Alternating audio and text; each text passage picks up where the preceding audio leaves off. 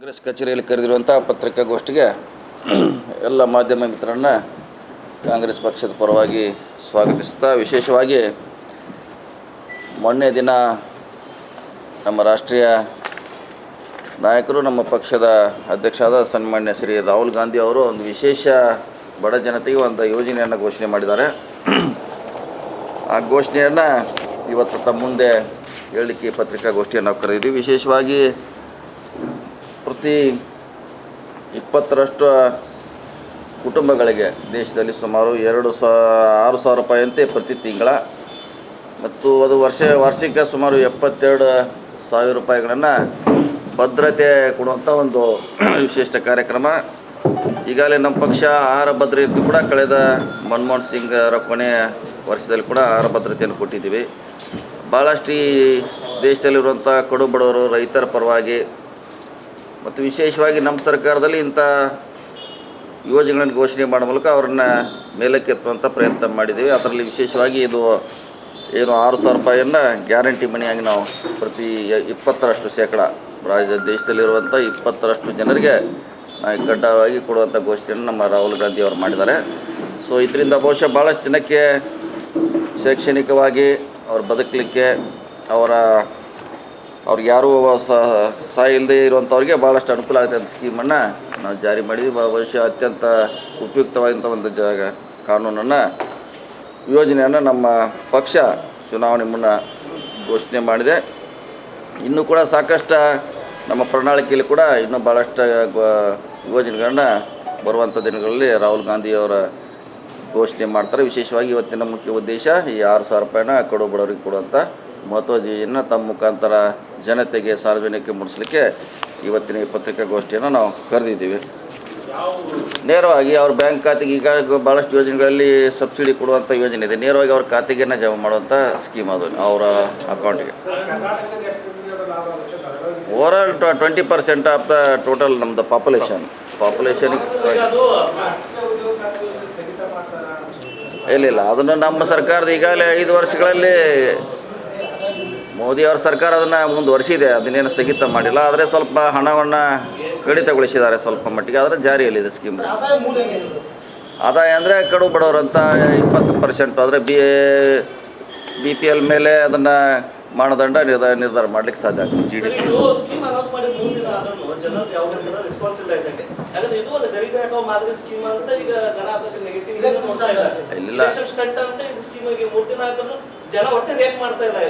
ಇಲ್ಲಿಲ್ಲ ಮಾಡುವಂಥ ನಮ್ಮಲ್ಲಿ ಈಗಾಗಲೇ ನಾವು ಸಿದ್ದರಾಮಯ್ಯ ಸರ್ಕಾರ ಎಲ್ಲರಿಗೂ ಅಕ್ಕಿ ಕೊಡುವಂಥ ಯೋಜನೆ ಮಾಡಿದ್ರು. ಸಾಕಷ್ಟು ಜನಕ್ಕೆ ಅನುಕೂಲ ಆಗಿದೆ. ಅದೇನು ಪ್ರಚಾರ ಮಾಡಬೇಕಂತ ಅಥವಾ ಯಾರು ರಿಯಾಕ್ಷನ್ ಮಾಡಬೇಕಂತ ಇಲ್ಲ. ನಮ್ಮ ಸ್ಕೀಮನ್ನು ಭಾಳ ಜನ ಒಪ್ಕೊಂಡಿದ್ದಾರೆ. ಅಕ್ಕಿ ಕೂಡ ನಾವು ಸಗಟವಾಗಿ ಎಲ್ಲರೂ ಕೂಡ ಕೊಡುವಂಥ ಒಂದು ಮಹತ್ವದ ಯೋಜನೆ ಮಾಡಿದ್ದೀವಿ. ಆ ರೀತಿ ಇದು ಇದೆ. ಇದಕ್ಕೂ ಯಾರು ರಿಯಾಕ್ಟ್ ಮಾಡ್ತಾರೋ ಪ್ರಶ್ನೆ ಇಲ್ಲ. ನಮ್ಮ ಪಕ್ಷದ ಒಂದು ಒಳ್ಳೆಯ ಯೋಜನೆ ಇದಾಗಿ ಇಲ್ಲ. ಮುಂದಿನ ಈಗ ನಾವು ಘೋಷಣೆ ಮಾಡ್ತೀವಿ, ರೂಲ್ಸ್ ಮಾಡಬೇಕಾಯ್ತು, ಅದು ಕಾನೂನನ್ನು ಅಮೆಂಡ್ಮೆಂಟ್ ಮಾಡಬೇಕಾಯ್ತು, ಅದರಲ್ಲಿ ಅವೆಲ್ಲ ವಿಶೇಷ ಬರ್ತದೆ. ಆದರೆ ನಮ್ಮ ಉದ್ದೇಶ 20% ಜನರಿಗೆ ಟೋಟಲ್ ಒಟ್ಟಾರಾಗಿ 60,000ಗಳನ್ನು ನಾವು ಪ್ರತಿ ತಿಂಗಳ ವಾರ್ಷಿಕವಾಗಿ 72,000ಗಳನ್ನ ಕೊಡುವಂಥದ್ದು ಯೋಜನೆ. ಇಲ್ಲಲ್ಲ, ಅದು ಮುಂಚೆ ಅನ್ನ ಬಗ್ಗೆ ಕ್ಲಾರಿಟಿ ಇರಲ್ಲ. ಮೊದಲು APLದವ್ರಿಗೆ ಅಂತ ಆಮೇಲೆ BPL ಬಂತು, ಆಮೇಲೆ ಹೆಚ್ಚು ಕಮ್ಮಿ ಎಲ್ಲರಿಗೂ ಕೊಡುವಂಥ ಬಂತು. ಹಂತಗಳಲ್ಲಿ ಏನೇನು ನ್ಯೂನತೆಗೆ ಬಂದರೆ ಅದು ಸರಿಪಡಿಸುವಂಥ ಕೆಲಸ ನಾವು ಮಾಡ್ತೀವಿ.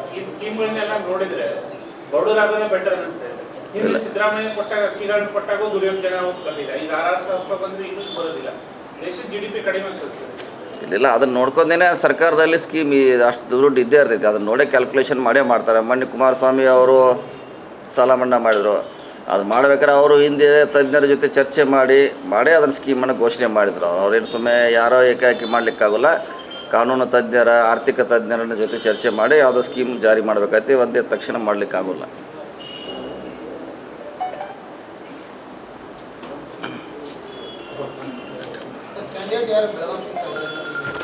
ಬೆಳಗಾವಿ ಆಗಿತ್ತಲ್ಲ ರೀ, ಮತ್ತು ಇನ್ನೂ ಕ್ಯಾಂಡಿಡೇಟ್ ಫಿಕ್ಸ್ ಅಂತಿರಲ್ಲ. ಮಂದಿ ಪ್ರಚಾರ ಮಾಡ್ತಾ ಇದ್ದೀವಿ. ಆಲ್ರೆಡಿ ಒಂದು ಸುತ್ತಿನ ಪ್ರಚಾರ ಆಗಿದೆ. ಈಗ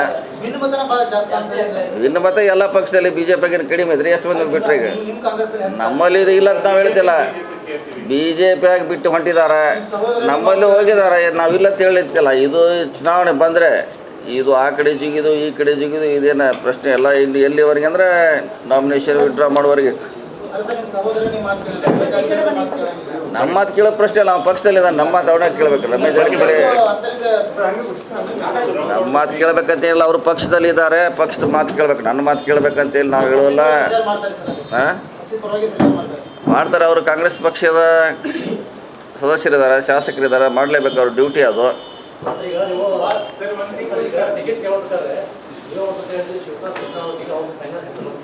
ಯಾರು ಹೇಳಿದ್ರಿ? ಇಬ್ಬರು ನಾವು ಹೇಳಿದ್ವಿ, ನಿಮ್ಮ ಮುಂದೆ ಹೇಳಿದ್ವಿ. ಇಬ್ಬರ ಹೆಸರು ಶಿಫಾರಸು ಮಾಡಿದ್ದೀವಿ, ಅದರಲ್ಲಿ ಯಾರು ಕೊಡ್ತಾರೆ ಅಂತ ಇಷ್ಟು ಹೇಳಿದ್ವಿ, ಅಷ್ಟರಲ್ಲಿ ಆಗಿದೆ. ನಾವೇನು ಒಬ್ಬರದ್ದು ಯಾರ್ದು ಹೇಳಿಲ್ಲ ಎಲ್ಲೂ.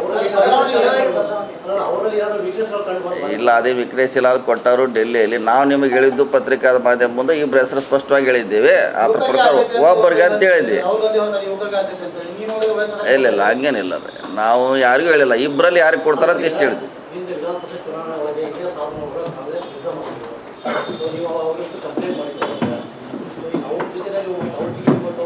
ನೋಡಿ, ಚುನಾವಣೆ ಬಂದಾಗ ಸಾಕಷ್ಟು ವಿರೋಧ ಪರವಾಗಿ ಮಾಡ್ತಾರೆ. ಇನ್ನು ಅವನ್ನೆಲ್ಲ ನಾವು ಅದು ಘಟನೆ ಮತ್ತೆ ನಮ್ಮ ಪಕ್ಷ ಅವರೆಲ್ಲರೂ ವಾಪಸ್ ತೊಗೊಂಡಿದೆ. ಭಾಳಷ್ಟು ಜನ ML ಎಲೆಕ್ಷನ್ನಾಗ MP ಎಲೆಕ್ಷನ್ನಾಗ ವಿರೋಧ ಮಾಡಿದಾರೆ, ಭಾಳಷ್ಟು ಜನ ಇದ್ದಾರೆ.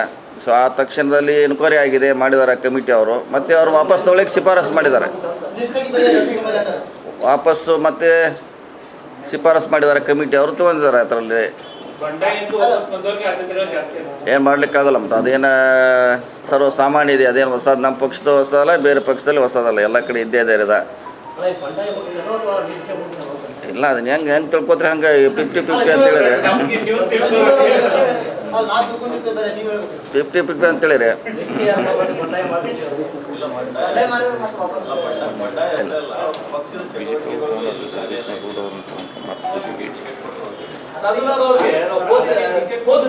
ಎಲೆಕ್ಷನ್ ಟೈಮಲ್ಲಿ ಟಿಕೆಟ್ ಕೇಳುವಾಗ ಅದಾದ ನಂತರ ಲೋಕಸಭಾ ಎಲೆಕ್ಷನ್ ನೋಡ್ತಾರೆ.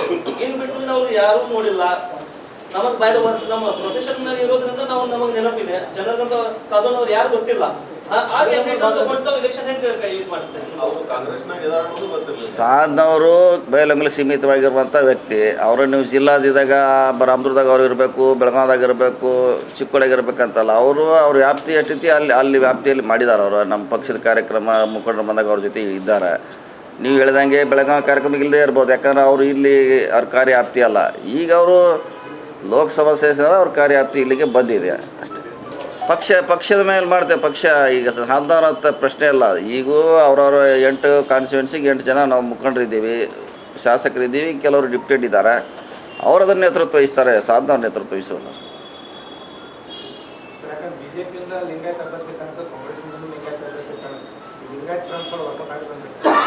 ನೋಡೋಣ, ನಾವೇನು ಜಾತಿ ಆಧಾರದ ಮೇಲೆ ನಾವೇನು ಮಾಡಿದ್ರೆ ನಮ್ಮದೇ ಆದಂಥ ಪಕ್ಷದ ಓಟ್ ಇದೆ, ಬ್ಯಾಂಕು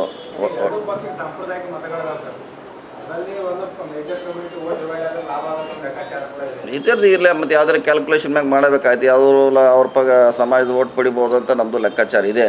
ಸೊ ಅವ್ರ ಸಮಾಜದಲ್ಲಿ ಸಾಕಷ್ಟು ಅವರು ಆ್ಯಕ್ಟಿವ್ ಆಗಿ ಕೆಲಸ ಮಾಡಿದ್ದಾರೆ ಬೇರೆ ಬೇರೆ ಸಂದರ್ಭಗಳಲ್ಲಿ. ಸೊ ಲಾಭ ಆಗ್ತಿದ್ದು ಎಲ್ಲ ಲೆಕ್ಕಾಚಾರ ಇದ್ದೇ ಇದೆ. ಆ ಲೆಕ್ಕಾಚಾರ ಕೂಡ ಒಂದು ಪಾರ್ಟ್ ಅಷ್ಟೇ. ಅದು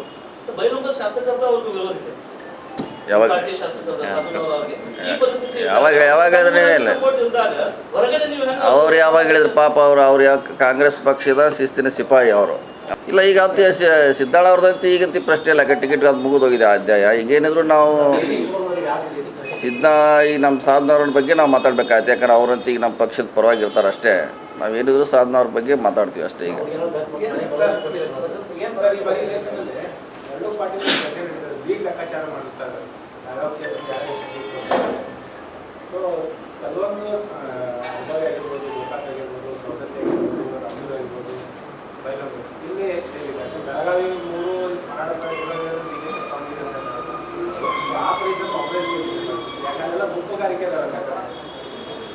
ಇಲ್ಲ, ಗುಂಪುಗಾರಿಕೆ ಇದೆ ಇಲ್ಲ ಅಂತ ಹೇಳಿರ್ಲಿಕ್ಕೆ. ಅವರು ಕೂಡ ಅವ್ರ ಪಕ್ಷದ ಪರವಾಗಿ ಮಾಡ್ಬೇಕಾದ್ರೆ ಅಲ್ಟಿಮೇಟ್ ಅವರು ಗುರಿ ಇರೋದು ಪಕ್ಷದ ಪರವಾಗಿ ಮಾಡಲಿಕ್ಕೆ. ಅವ್ರು ಮಾಡೇ ಮಾಡ್ತಾರೆ. ಸೊ ಮೊನ್ನೆ ಜಾಸ್ತಿ ಆದಾಗ ಈಗ ಕಡಿಮೆ ಆಗೋದು, ಈಗ ಕಡಿಮೆ ಅದು ಹೆಚ್ಚಾಗ್ಬೋದು. ಅದೇ ಒಂದು ಇಲೆಕ್ಷನ್ಗೆ ಒಂದೊಂದು ಥರ ಚುನಾವಣೆ ಆಗ್ತವೆ. ಈ ಥರ ಅಂತ ಹೇಳಲಿಕ್ಕೆ ಆಗೋಲ್ಲ ನಿರ್ದಿಷ್ಟವಾಗಿ. ನಮ್ಮವ್ರು ಎಲ್ಲರೂ ಕಾಂಗ್ರೆಸ್ ಪರವಾಗಿ ಗಟ್ಟಿಯಾಗಿ ನಿಲ್ತಾರೆ, ಮಾಡ್ತಾರೆ. ಇಲ್ಲ ನೋಡ್ರಿ, ಈಗ ನಮಗೇನು ಮಾಹಿತಿ ಇಲ್ಲ. ನಿಮಗೆ ಎಷ್ಟು ಮಾಹಿತಿ ಇದೆ, ನಮಗೂ ಅಷ್ಟು ಮಾಹಿತಿ ಇದೆ. ಸೊ ಸಿಕ್ಕ ಮ್ಯಾಗ ನೋಡ್ರಿ ಅದ್ರ ಬಗ್ಗೆ ಚರ್ಚೆ ಮಾಡ್ತೀವಿ ನಮ್ಮ ಮುಖಂಡರ ಜೊತೆ. ನಮ್ಮಲ್ಲಿ ರಾಹುಲ್ ಗಾಂಧಿ ಅವ್ರು ಹೇಳಿದ್ರು, ರಾಹುಲ್ ಗಾಂಧಿ ಅವರು ಬರ್ತಾರೆ, ಸಿದ್ದರಾಮಯ್ಯ ಅವರು ಇರ್ತಾರೆ, ನಮ್ಮ ಇಬ್ರಾಹಿಂ ಅವರು ಬರ್ತಾರೆ, HK ಪಾಟೀಲ್ ಅವರಂತೂ ಪ್ರಚಾರ ಸಮಿತಿ ಅಧ್ಯಕ್ಷರಾಗಿದ್ದಾರೆ, ಅವ್ರು ಹೆಚ್ಚು ನಮ್ಮ ಭಾಗದಲ್ಲಿ ಓಡಾಡ್ತಾರೆ. ಇವ್ರು ಪ್ರಮುಖವಾಗಿ ಪರಮೇಶ್ವರ್ ಬರ್ತಾರೆ. ಹಾಂ, ಪ್ರಿಯಾಂಕಂದು ಗೊತ್ತಿಲ್ಲ ನಮಗೆ ಅದ್ರ ಬಗ್ಗೆ.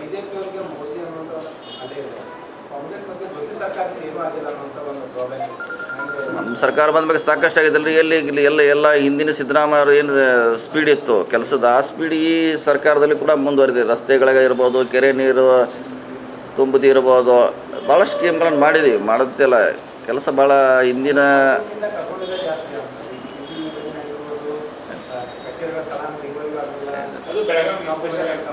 ಕಚೇರಿ ಸ್ಥಳಾಂತರ ಆಗಲಿಕ್ಕೆ ಅದಕ್ಕೆ ಕಾಲಮಿತಿ ಬೇಕಾಗ್ತದೆ. ಅದು VTV ಈಗಾಗಲೇ ಹೇಳ್ಯಾರ, ನಾವು ಎಲ್ಲರೂ ಶಾಸಕರು ಸ್ಪಷ್ಟಪಡಿಸಿದ್ದೀವಿ. CM ಕೂಡ ಖುದ್ದಾಗಿ ಹೇಳಿದ್ದಾರೆ, ಅದು ಅಲ್ಲಿ ಶಿಫ್ಟ್ ಆಗೋಲ್ಲ ಅಂತ ಹೇಳ್ಯಾರ. ಮತ್ತು ಅದು ಪ್ರಶ್ನೆ ಎಲ್ಲರೇ ವೈಯಕ್ತಿಕವಾಗಿ ಬೇಕು, ಪಕ್ಷ ಬೇಕು, ಪ್ಲಸ್ ವೈಯಕ್ತಿಕ ತಂದೆ ಅಂತ ಒಂದು ವರ್ಚಸ್ ಬೇಕೇ ಬೇಕು. ಬರೀ ಪಾರ್ಟಿನೂ ಆಗೋಲ್ಲ, ಅವ್ರದ್ದೇ ಆಗೋಲ್ಲ, ಎರಡು ಬೋತ್. ಪಕ್ಷವೂ ಬೇಕು, ಅವ್ರದ್ದೇ ಸಾಮಾಜಿಕ ಹಿನ್ನೆಲೆ ಕೂಡ ವ್ಯಕ್ತಿಗತವಾಗಿ ಬೇಕೇ ಬೇಕು. ಹೋದ ಲೋಕಸಭಾ ಎಲೆಕ್ಷನ್ದಲ್ಲಿ ಎಲ್ಲ ಜಾರಕಿಹೊಳಿ ಹೆಬ್ಬಾಳ್ಕರ್ ಅವ್ರ ಪರವಾಗಿ ಕ್ಯಾಂಪೇನ್ ಮಾಡಿದ್ರಿ. ಅದರ್ ಸ್ಟ್ರಾಟಜಿಸ್ ಅಂತ ಏನು ಕಾಯಂ ಇರ್ತದೋ ಈಗ ಹಂಗಾರ್ತೆ ಮತ್ತೆ ಬೇರೆ ಬೇರೆ ಏನು ಮಾಡೋದು ಹಂಗಾರ್ತೈತೆ. ಅಲ್ಲ ಆಗಿಲ್ಲ.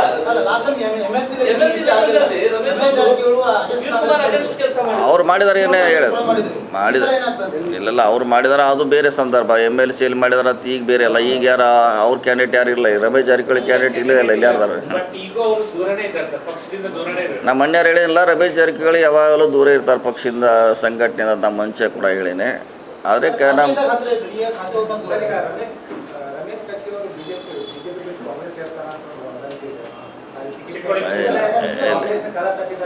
ಇಲ್ಲ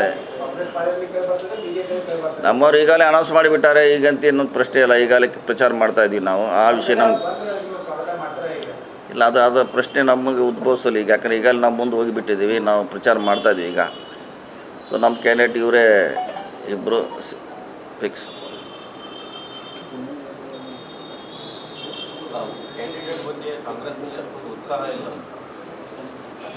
ಉತ್ಸಾಹ ಇಲ್ಲಾಂದ್ರೂ ಕೂಡ ನಮ್ಮದೇ ವೋಟ್ ಬ್ಯಾಂಕ್ ಇದೆ. ಉತ್ಸಾಹ ಯಾರು ಏನು ಮಾಡಬೇಕಲ್ಲ, ನಮ್ಮದೇ ಅಂತ ವೋಟ್ ಬ್ಯಾಂಕ್ ಇದೆ. ಅಲ್ಲಿ ವ್ಯಕ್ತಿಗತ ಅಲ್ಲ, ಪಕ್ಷದ ಮೇಲೆ ಮತಗಳನ್ನ ಇಡ್ತಾರೆ. ಹಿಂಗಾಗಿ ಅದು ಉದ್ಭವಿಸಿಲ್ಲ ನಮ್ಮ ಪಕ್ಷದಲ್ಲಿ, ವಿಶೇಷವಾಗಿ ಅದು ಉದ್ಭವಿಸಲ್ಲ ಅವ್ರ ಪಕ್ಷದಲ್ಲಿ.